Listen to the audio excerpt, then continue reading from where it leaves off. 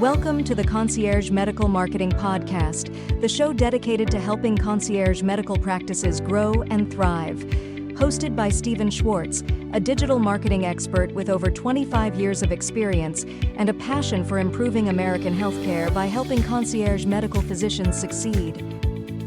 Here's Steven Schwarz.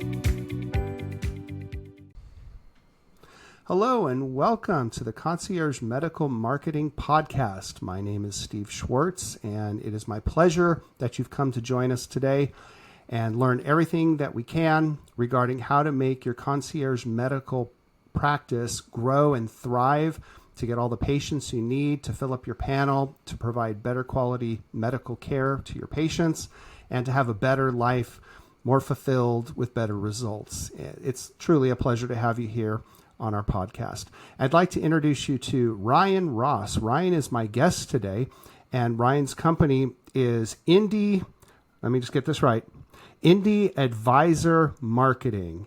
Indie Advisor Marketing. And Ryan has many years of experience helping his clients with podcasts and webinars and other digital marketing strategies to help them be successful on the internet. Ryan, thank you for joining me today.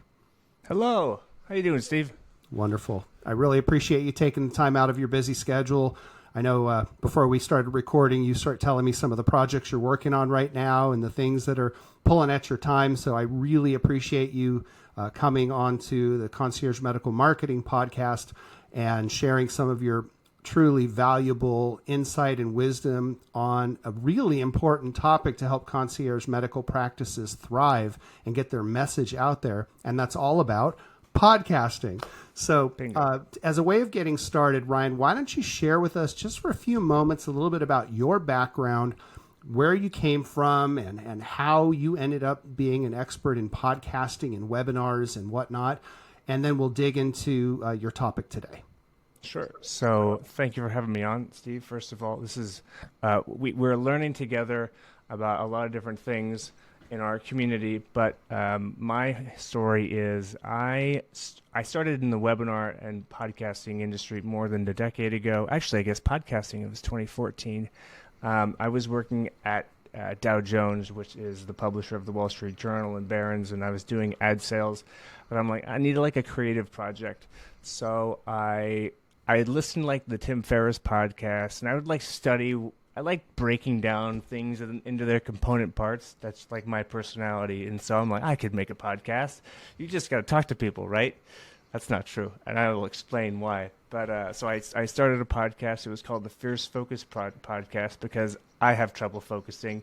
I wanted to learn from people that were good at focusing, or maybe they also had trouble, so they had to double down on it. So I probably interviewed 50 different people. Fun story, I saw a documentary on Netflix about the sommelier test, master sommelier test. So I emailed the guy, and I'm like, hey, one of these guys that took the test. And I'm like, do you want to come on my podcast? And he's like, all right. So I flew to Portland, and I interviewed 12 people because I had that one interview, and I'm like, this could be a lot of fun. So I'll get into why that's important, but it has to come down to like reaching out to people, and it's fun to do that. But that was in 2014, 2015. In 2016, I started in the world of webinars, working at a large webinar company called Bright Talk, and I did sales for them. And then eventually I did content creation for them. We would create summits, which were virtual events, 3-day virtual events where we would have 5 different panels per day, and I was outlining the content and helping people create content calendars and recruiting guests to come on, delivering the value proposition of why webinars are important, and we'll get into that in a separate podcast. But then in 2021, after doing that for 4 years, I broke out and started doing my own business, helping people create webinars, create content, because they realize in order to build your business, it's important to get in front of people in a very educational way and be omnipresent, making sure that you're being wherever they are. And podcasts are a really good way to do that. And so what I've kind of developed is 5 ways, actionable ways. I think like podcasts are good to like just give you general information. There's a lot of news podcasts out there telling you about what's going on in the world. But I think the podcasts that have the most impact on individuals are the things where it's called the driveway test. You're in the driveway and you're like, what's he going to say next? This is like a true NPR thing, right? They're like, how do we make a story so that the people want to hear they're going to pause in their driveway before they get out of the car. And they're like, I got to hear what he's going to say. Okay, now we can go. Turn the key and go inside and have dinner, right? So. Yeah, you're like, okay, now I can jump off. You want to create that sort of environment, and podcasts are a really good way to do that because you can tell stories and action items. Action items are really good because then people take away something and make a decision. They can take immediate action. So I have 5 different action items about if somebody's interested in making a podcast, what they can do, what are the 5 discrete steps to get that started. So that's what we can talk about today. Great. So, and before we jump into those 5, what would you say is the most important reason why a concierge medical physician should consider having their own podcast? Why would they do that? They're busy. Why would they take the time and the effort to do that? I would say any business needs to make sure that they have a pipeline of new customers because eventually you're going to have attrition, right? In the medical field, that attrition might come down to natural attrition. So you always need to have more people coming in through your practice. And the best way to do that is to have more people that know, like, and trust you. And they're willing to be like, I want to come in and I want to see what it's all about, right? To do that, you need to be omnipresent in their minds and you're making friends digitally. And being in someone's ear is a great way to get to just know somebody or have them know you, because it's a very intimate experience being in someone's ear. Joe Rogan's a great example of this. Everybody thinks they know Joe Rogan because he's been doing podcasts 3 a week for 15 years, and that's hours at a time. So it presents a great opportunity to create trust, people that know, like, and trust you, and that will help propel your business because it's a great lead creator. Wonderful. Well, sounds good to me. So let's dive into those 5 actionable items on why a concierge medical provider should have their own podcast. Number 1. Okay. Well, the first thing is these are all action items, right? And I think the first thing you should do in order to create an environment where people have the opportunity to know, like, and trust you and want to walk into your practice is, I call this 5 cans and 5 loves. 5 cans mean these are the 5 people you can get. If you have a bank of 100 clients, you want to find the 5 people that you know will be like, automatically I will come in and I will speak to you about the things that I'm doing, right?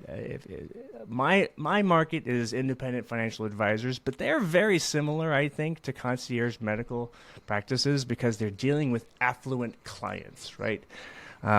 These people want convenience. They're focused on their long-term lives. That's why they're spending the extra money to come to your company, come to your business. Right, the extra level of care. Yeah, and right? attention. Right. Podcasts, webinar, content creation gets you in front of people, offers you kind of like a soft introduction so they can learn to know, like, and trust you, like I said.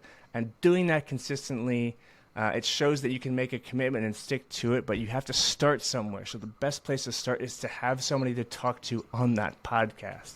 So reaching out, identifying who are those 5 people that you can get. You reach out to them first and say, hey, I want to start this podcast. And those are the quick wins, right? So that's kind of like that's the easy list, the 5 cans. The 5 loves is different. The 5 loves mean these are the people you would love to have on. They might not be customers yet, but you're like, I want to be working with, I don't know, Kevin Durant or LeBron James.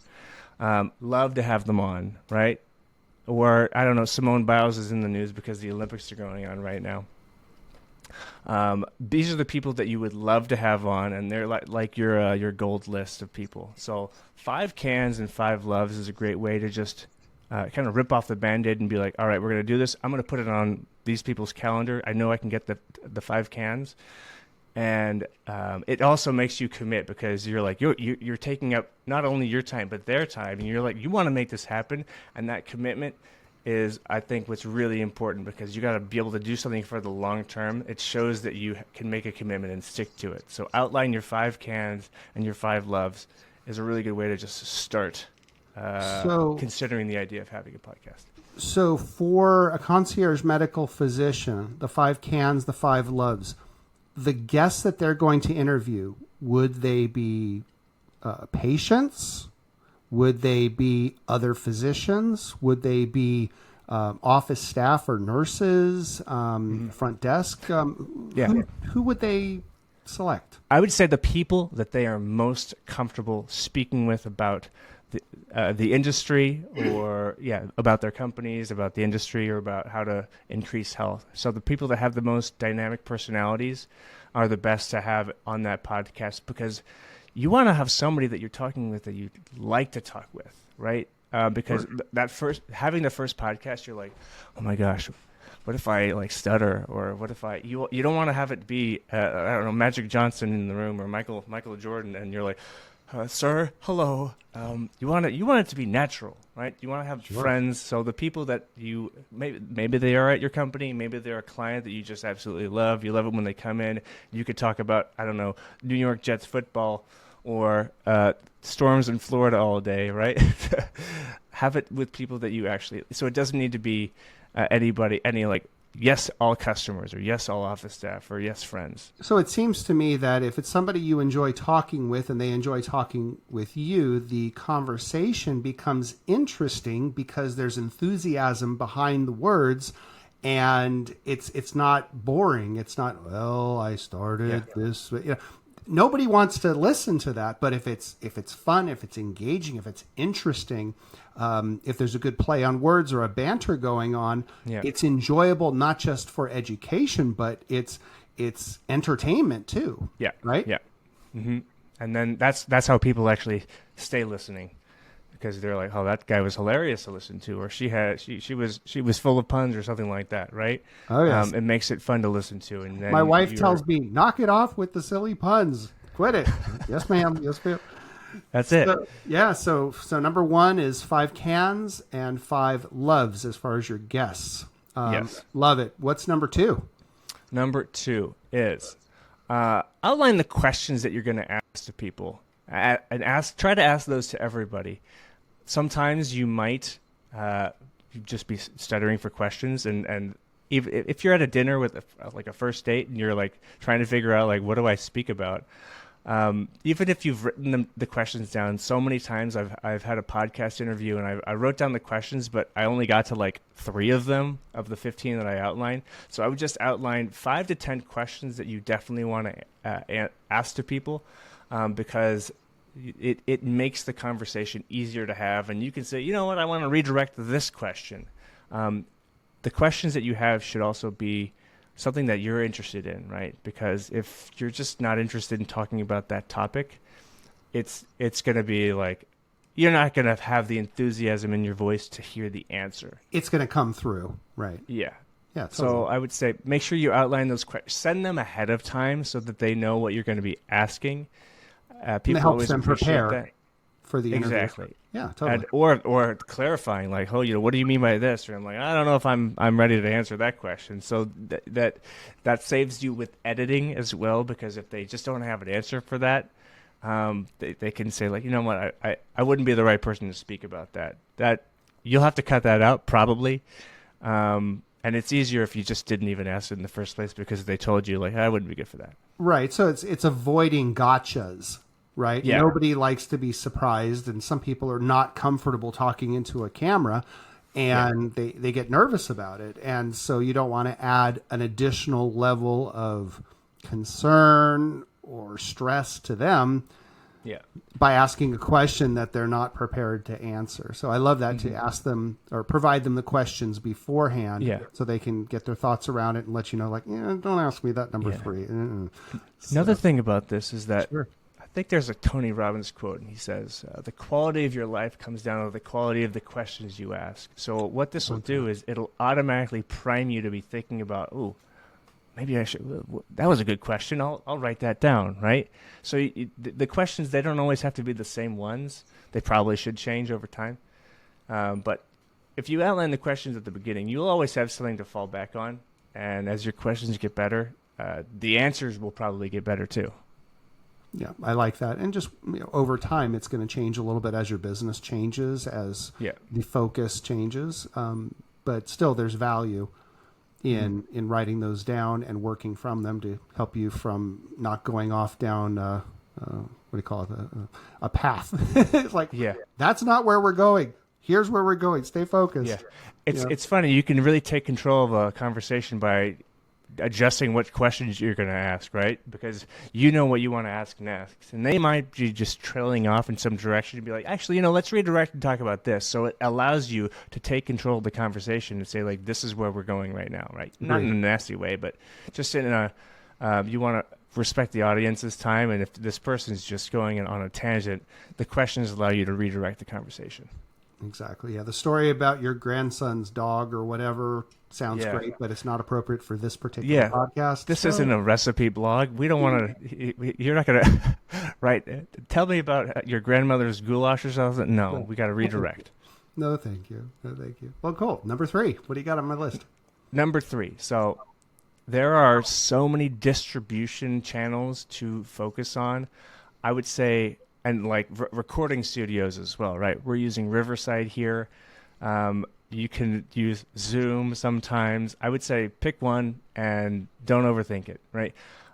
Also, like Spotify and YouTube, and they all have different benefits and drawbacks. But I would say the bigger ones are the one you want to focus on. Just pick one and make that the one you use, because you can spend a lot of time overthinking how to distribute the podcast. In the beginning, you just want to get the content. And once you have the content, then you own the content. It's recorded, and you can put that in different places later on. But just pick one distribution channel and, like, own it. I saw a statistic the other day that said, so the big podcast distribution platforms are iTunes and Spotify. But YouTube has become one of the biggest consumption channels for podcasts as well. YouTube also is kind of video first. Spotify is they're incorporating video into their feeds, and that's becoming much more important, and we're using video. But so I had been using Spotify for a long time, but there's Overcast, and there's iHeartRadio or iHeart whatever podcast, and there's iTunes itself. But Spotify is great. People, they can use it free, or they can use it from on a paid subscription. Like the podcast distributor or the owners, they don't get money unless you're getting ads. But it makes it pretty easy to do, and they've really streamlined that distribution, or the system that they use to help you distribute. You can distribute to Spotify, I believe, right out of Riverside, which is very cool.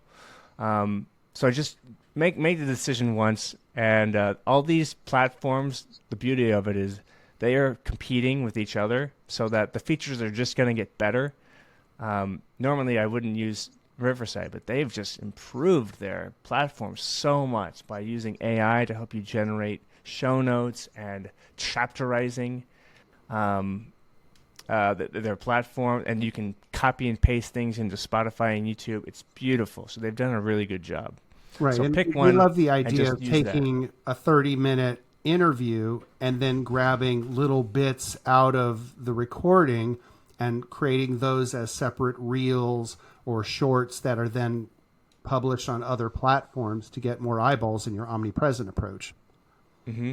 It's really it's a huge point. That could take so much time, but once you have the ability to do that natively in the platform, Riverside does this. This is not a plug for Riverside. I pay for it. Wish I didn't. But they do a great job. They help you edit it as well. If you have the right audio setup, it can sound really good right out of the gate. So I would say choose one, and you don't have to think much about which one you're going to choose, but choose one and then just go with that. Don't make any decisions after. Yeah, just start doing it, and they make it really easy to record. Nice. Okay, so cool. Number 4. What's next? 4. Oh, this is really important. Block out your time. A podcast is an investment in your time, because you're going to be sitting down with somebody for half an hour to an hour. But you're never going to do it if you don't put it on your calendar, right? I think people definitely in the medical space, especially in the advisory space, life runs on the calendar, right? Knowing when your patients are coming in, knowing when you need to do marketing, blocking it out on your calendar. A, that kind of helps you prioritize when it's going to happen. But B, it helps you reverse engineer, like, okay, do we have guests for that, right? When are we going to do promotions for it, or when are we going to put it out after we record it? So it helps you solidify it in your mind as in, like, all right, this is really happening on Tuesday at 3 p.m. This is really happening. We're doing this, right? We have our guests. They have it in their calendar too. They know it's happening. So it keeps you honest. And I think just time blocking is a really good idea, because making sure that if it's in your calendar, it makes it real. Yes. And then you can like visualize it in your mind. So that's the simplest way for me to put it. It helps you visualize, like, this is actually happening. Right. So I recall that, a couple of days ago, you and I were talking on a different topic, and I thought, Ryan, I'd love to interview you for the Concierge Medical Marketing Podcast, and talking literally about your expertise and advice on podcasting. Yeah. And so you said, let's do it. It sounds great. So we picked out a time and we put it on the calendar, and I used Riverside to create a link that was shared with you. And that's the link you click to get onto this podcasting recording in Riverside with me. And it just happens great. But I'm glad that we set the time to do this. And because we made it a priority, we put it on the calendar. We shared the link.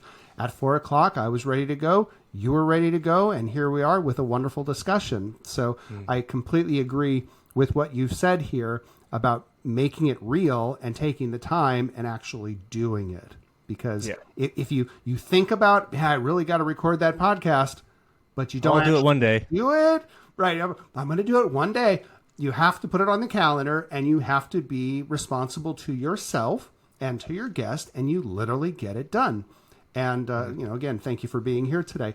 What do you have for me for number 5 on your list? Okay, number 5. I think this is often overlooked, especially when you're starting out. When I was starting out, I'd be like, all right, I gotta get the person. I gotta email them if they are, if I have their email. And then I say, okay, we're doing this. And maybe I send them a calendar invite. And then I research the questions, and then I say, okay, well, where do you want to meet? And then, because I was doing it in person at the time, and then I'd go there, and they maybe didn't see the invite. I think if you automate your booking process, it really reduces the chance that somebody doesn't show up for whatever reason, right? They may just, life happens.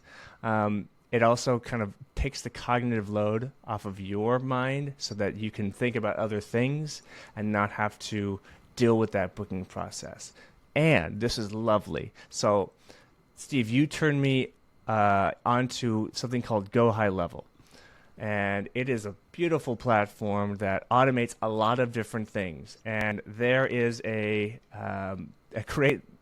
what's called, I guess it's called a funnel or a recipe, where you can have somebody, when they're confirmed, you can send them a text. You can send them an email saying your podcast is you're scheduled to be on the podcast. Hey, Steve from Concierge Medical Marketing, they scheduled the podcast interview. You could send yourself an email saying they scheduled the time. You can then schedule the guest saying, hey, looking forward to this podcast on Tuesday. All these things can be automated. Exactly. In this system. It's a wonderful thing. And using this platform, again, it's all about the platforms, as you might be able to tell. Well, one of the other things that you can do with High Level, not just sending emails to you and to your guest with a link, you can literally have it send text messages. Mm-hmm. You can have the system put a voicemail recording onto their phone's voicemail. Oh. There's so many really cool things that they can do. And, sending them a text that says, hey, it's an hour from our podcast appointment. Is this still good for you? Click here to confirm. and they click yes, and then that triggers a thing. Great, here's your link again. Don't forget to XYZ. So on high level, there's certainly so many configurations you can do in a workflow that help automate the mundane tasks that up until now people would have to do manually, have the computer do it. And in many cases, it'll do it better than a human staff member could, and never takes a sick break or a potty trip or has a kid issue or whatever. Yeah. So we can talk about high level in another episode, but it's great software. That's for sure. I think what you can also do is you can tell it to create, or maybe this would be through Zapier, but say, hey, create a Google Sheet with these questions and send it to this guest. I bet you could do it. You can do that on that level. Absolutely. So this whole process can be automated, aside from you reaching out to your 5 cans and 5 loves. Aside from that and like confirming them, you can just automate everything else other than you showing up, because you could send them the questions, right? Honestly, you probably want to research them a little bit to make sure that you know what to say. But a lot of this stuff can be automated. So it really, as long as you're looking at your calendar and you're looking at your email already, this stuff can be really abstracted out. That's the concierge service right there, right? Everything's and honestly, what that does is if you're the guest and you get all these emails saying you're booked on this podcast, that increases the perceived quality of the podcast, right? Agreed. If you plan out the content, it's going to be high quality.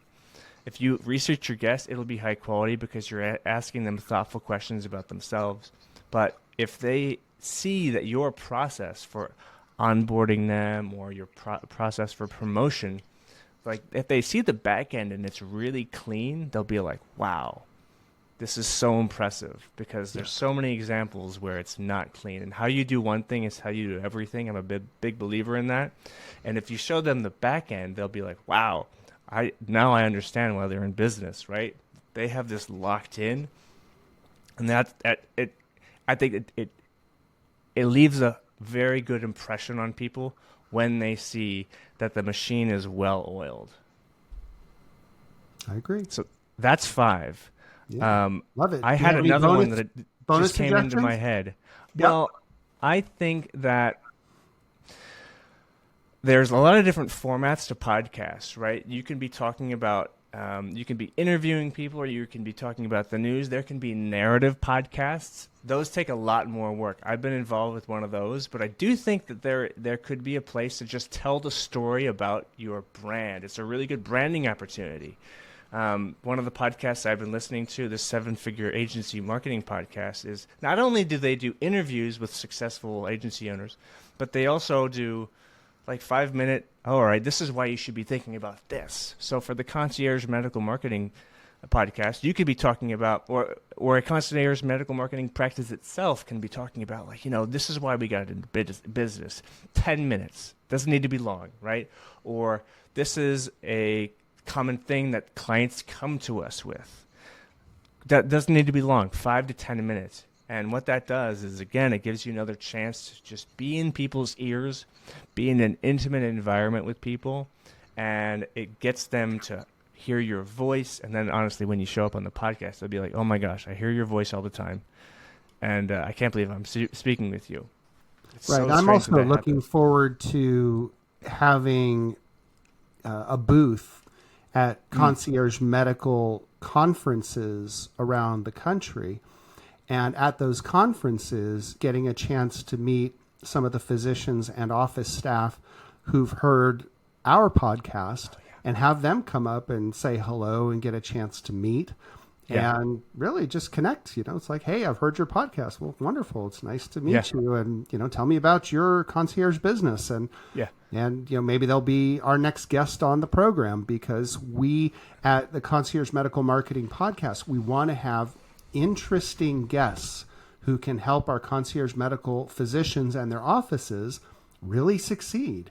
Help them not just as business owners to be profitable, but to have more time and more enjoyment of life in their business and less stress, to make a bigger impact, not just for their own families, but for the country, right? Yeah. If we can help elevate the medical services that are available in America by helping have more concierge medical practices, we'll have more people who are healthy and happy as patients. We'll have more healthy and happy physicians, and everybody wins, right? This is so much more than just helping this office succeed or that office deal with some marketing problem or whatever. We want to help American healthcare to be elevated and for our people to have a more healthy, long-term, enjoyable, satisfying life. And that's why we're really doing this. Yeah. Will we get paid? Sure. Do we have to cover our mortgage and groceries? Of course. But let's work together, the marketing companies and marketing experts, as well as all the medical practices across the United States. Let's work together to elevate healthcare in America. I think it's really powerful. Going back to what we said at the beginning as well, like having those conversations, intimate conversations with people, it kind of drills down to why they're doing what they're doing, and you understand their personality a lot more, right? You understand why they're doing what they're doing, and it's a great point going to these conferences. For somebody, me at least, I'm not great at like just walking up to somebody and saying hello, but if I have a reason behind why I'm saying that, it's so much easier, right? And that doesn't need to be a huge reason. It could be like, oh, I like that person's watch or their shoes or their hair. That's usually a starting point for me. But when you're at these conferences, right, it gives you a reason to reach out to people. And especially the podcasting world is great at doing that because you say, oh, you work at this company. I would love to have you on the show. I know what you guys are doing. It's great. You're in Des Moines, Iowa, or you're in Vero Beach, Florida, or you in Morristown, New Jersey. And I think I would love to have a conversation because I saw you did X, Y, and Z. Do you have 5 minutes? We can just chat about that for 5 minutes, right? And that'll eventually lead into something larger. But it gives you a chance to add value to whatever they're doing because I think this is a really important point. You are having those conversations about best practices in the industry in some cases, and if you share with enough people, the rising tide lifts all boats, something like Raises that. all the chips. You got it. Yeah, Absolutely. I think of the same thing for my podcast, right? When I speak with financial advisors, I want to extract from them what they're doing best, what they would have done differently, because everybody has things that they would want to share or things that they might want to make sure that they are telling people not to do, and that improves the performance of the industry as a whole. So it's very similar in our industries. You're talking with the medical industry. I'm talking with the financial advisory industry, but they're both focused on like the long-term health of their customers, right? Whether that's physical health or financial health. Right. If I can help them increase the quality of their practice, if you can help them increase the quality of their practice, or if they can help themselves increase the quality of their practice by speaking with industry peers and showing how they're doing things, it lifts all boats. I think it's really positive. Wonderful. Ryan, this has been really, really great. Thank you so much again for taking the time to be on the Concierge Medical Marketing Podcast. I appreciate you sharing your 5 nuggets with our listeners. And if one of our physicians or their offices needs some more help, maybe if they want to ask a question or two, or perhaps hire you to be a consultant to help them figure out this whole podcasting thing for their concierge medical practice, can they get in touch with you? And if so, what's the best way to reach you? Sure. So my email is ryan@webinar-launch.com. My target market is generally financial advisors. So if they have somebody in their practice who is an independent financial advisor, happy to speak with them. I'm happy to just do a general, give them some ideas about what they can do to move forward with creating a podcast as well. That's the Steve Schwarz discount. I'm happy to do that complimentary. If you send them to me, I'm happy to do that. But these 5 steps, I think, will give them a really good direction of how to start. Just rip off the Band-Aid and start doing it. So I'm happy to do that. Excellent. And I think it would be helpful if you wanted to put together a checklist or a document that might say, if I'm going to start a podcast for my concierge medical practice, what things do I need to buy? Do I need to spend $10,000 on equipment, or can I get, can I get what I need for under a couple $100s to be able to do this successfully? Do you have some sort of document like that perhaps you could share, or if you don't have it, create one? Well, you know what? I have one for webinars, but it's very easy to retrofit that into something for podcasts too, right? Excellent. So happy to do that. So I don't know when this is going live, but if you're willing to put that together as a basic PDF document and email it over to me, what I could do is share that document on our website's blog, where the video of this podcast interview will appear. And that way, if someone wants to literally click the link, they'll have the PDF. Is that agreeable to you? Yeah, I can do that. Perfect. Awesome. All kinds of value, man. Ryan, thank you so much again for taking your time to be here and chat with me today on the importance of podcasts and how to do it, how to get started, who to talk to, what technologies to use. So many valuable nuggets, but I'm just so grateful for you to be here. Thank you so much. Yeah. Thanks, Steve. Appreciate it. Yeah. Have a good day. Thank you for tuning in to the Concierge Medical Marketing Podcast. Please subscribe and leave a review wherever you listen to podcasts, and stay connected with us on social media. To speak with Steven Schwarz about growing your concierge medical practice, give him a call at 772-304-2420 or visit our website at conciergemd.marketing. We will see you next time.